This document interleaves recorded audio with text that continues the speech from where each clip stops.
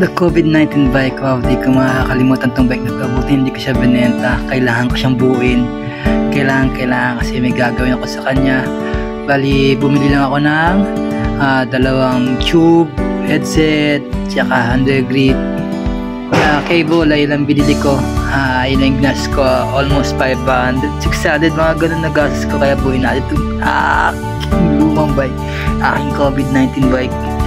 Namiss ko itong bike na to. Dito ako yung nagsimulang magbike ulit kasi dati akong BMX rider na yun to, nag-asawa, tapos nag-COVID-19.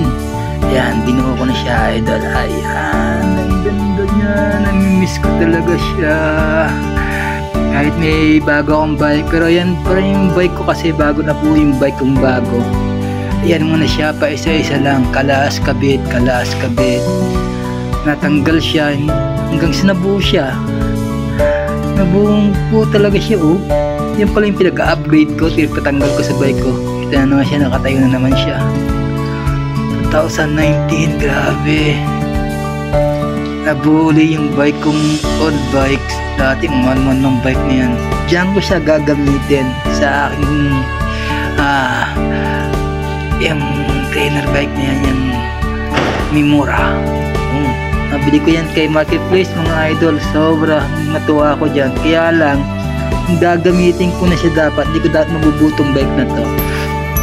Yung ikakabit ko na sa bike ko, hindi pala pwede kasi naka-true axle yung aking bike. At yan yung ginamit kong bike. Ito yung naisip kong bike na buuin. Ayan, testing natin mga idol. Gaano ba siya kasarap? Ang sarap talaga. Katulad niyan, makulimbilim maulan. Kanina magbabike sana ako, bigla akong tinamad kasi maambon lang kanina. Kita mo yung hapon na pero makulimbilim pa rin. Maambon kasi ngayong panahon na yan. Yung panahon na yan, maambon talaga, idol.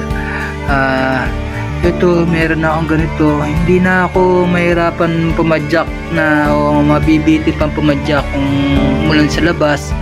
Pwede na ako dito, pwede na ako padyak-padyak sa loob ng bahay. Sulit yung pagkabili ko kay Mimura.